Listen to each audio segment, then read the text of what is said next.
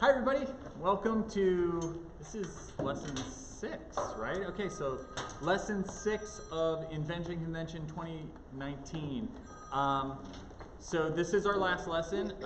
We're going to focus on sort of the presentation part of this. It's really important, especially as you sort of go beyond this local one and onto the others. But I mean, if you're presenting to a judge who you don't know, you're going to need some confidence. You're going to need to be able to sort of talk about your invention in a clear way and all of that. So, so we're going to spend some time doing that tonight. This is where we are, presentation skills in practice, March 13th. Next week, Wednesday is the Tri-District tournament. The Tri-Wizard tournament will be happening this week. We'll all be trying to get for that cup.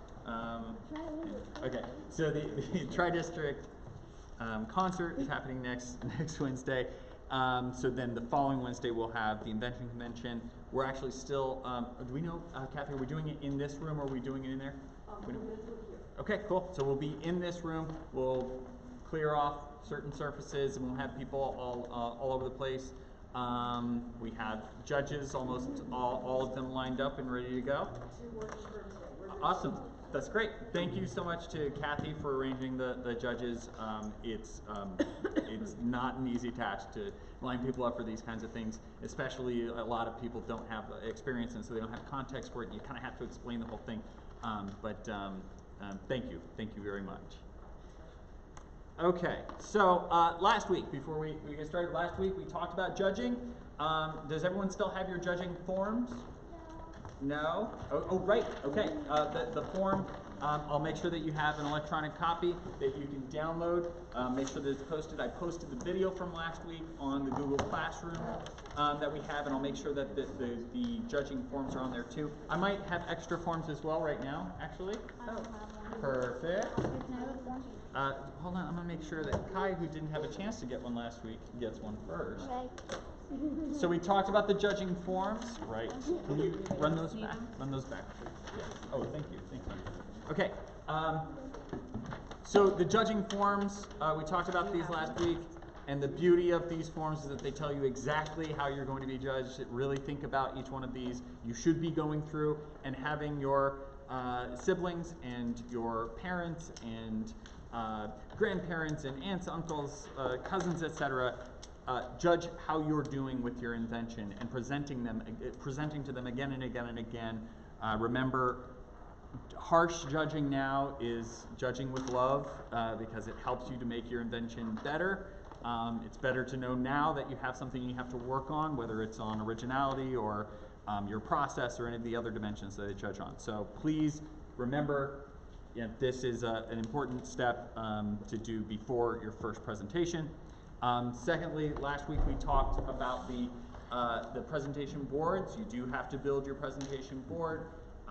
These trifold boards are available, at Staples and elsewhere. And we did talk about, creating a presentation and then using the presentation to just sort of printing out those papers and putting them on kind of like this and having different sections. I think it's really important that you're able to speak to the content on your board without just reading the content on your board, right? So it's not about just standing there and reading your board. Anyone could walk up and do that.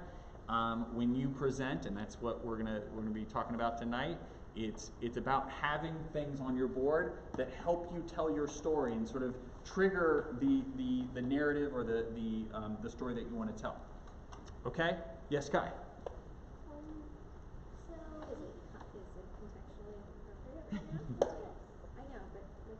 Oh, you want to talk about your invention? Yeah, okay. You're definitely going to have a chance to talk about that tonight, Kai.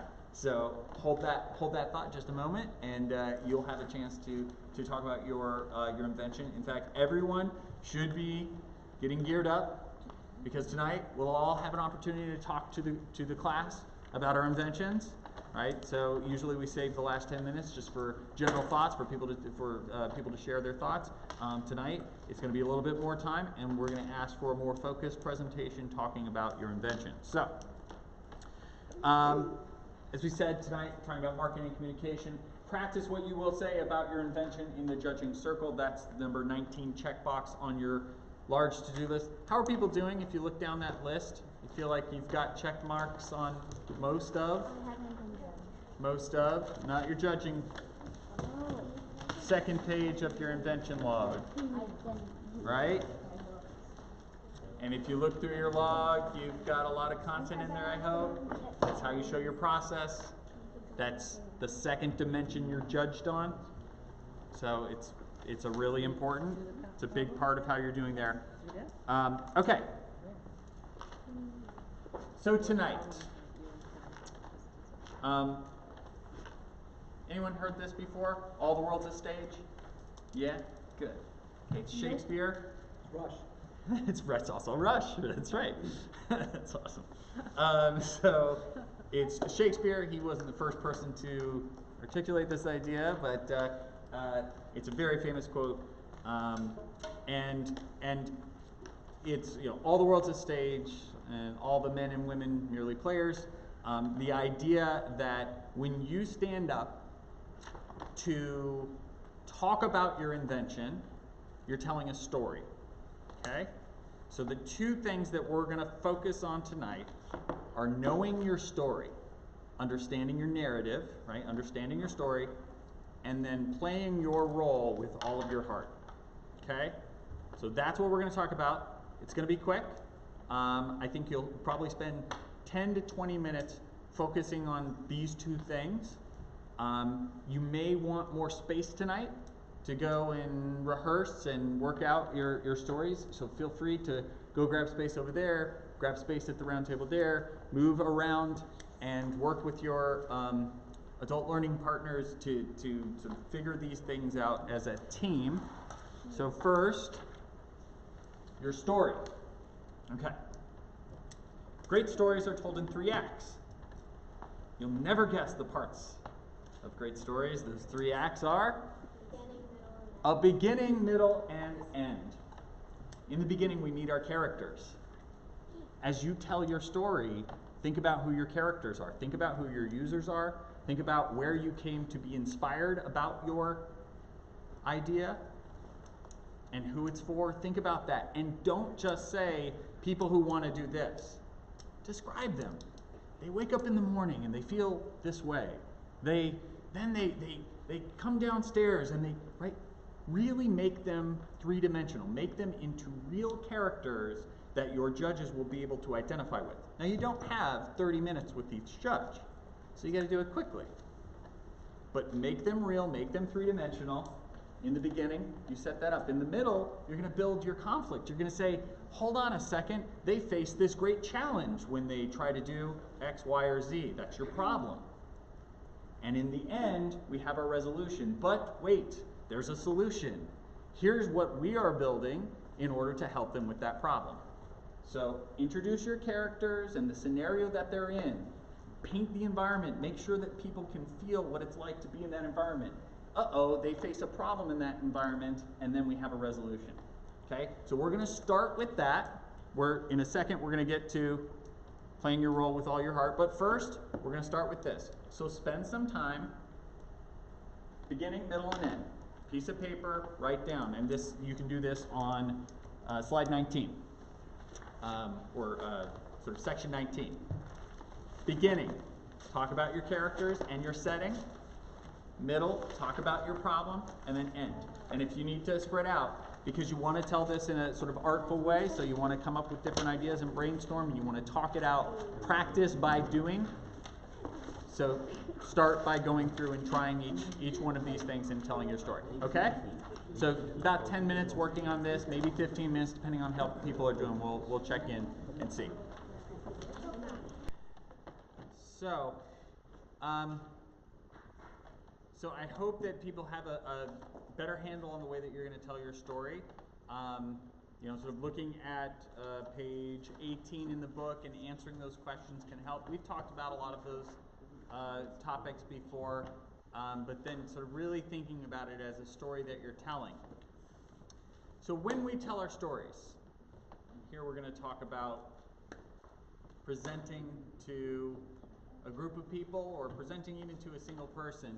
making sure that we're telling our story in a way that demonstrates our passion, that makes it clear that we care about this thing, that makes sure that we're really connecting with our audience.